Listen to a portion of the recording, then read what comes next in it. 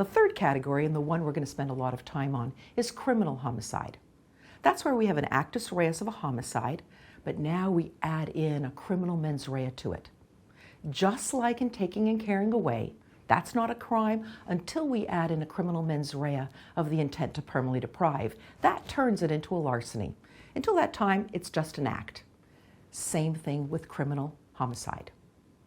It's a little bit of a misnomer to speak of criminal homicide as a single concept. In reality, there are different kinds of criminal homicides, all based on different criminal mental states and different goals and prohibitions. The four general criminal homicides we're going to cover in this course are described as following: murder 1, murder 2, voluntary manslaughter, and involuntary manslaughter. There is a structure and hierarchy to unlawful killings. Not every unlawful killing is the same. Built into the hierarchy is a belief that certain unlawful killings are more egregious than other unlawful killings.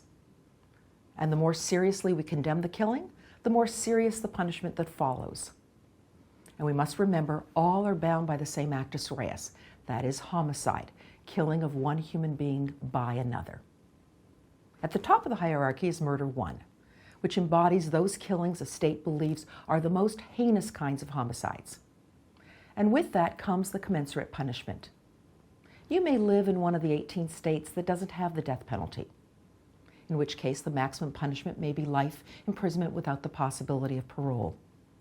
Or you might live in a state that does have the death penalty, where a person convicted of murder 1 might receive life imprisonment or might receive the death penalty, depending on whether special circumstances exist. So we have murder 1 at one end, and at the other end of the hierarchy is involuntary manslaughter, which is the unintentional killing of a human being with gross or criminal negligence. We think that this death should be criminalized because it arose from the actor's criminal or gross negligence.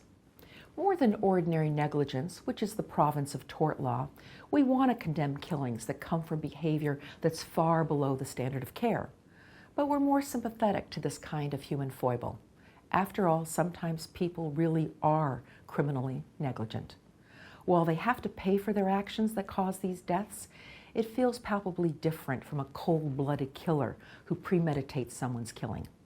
Therefore, it makes sense that the punishment would be far less than killings which have been determined to be murder 1. So those are the two ends of the spectrum.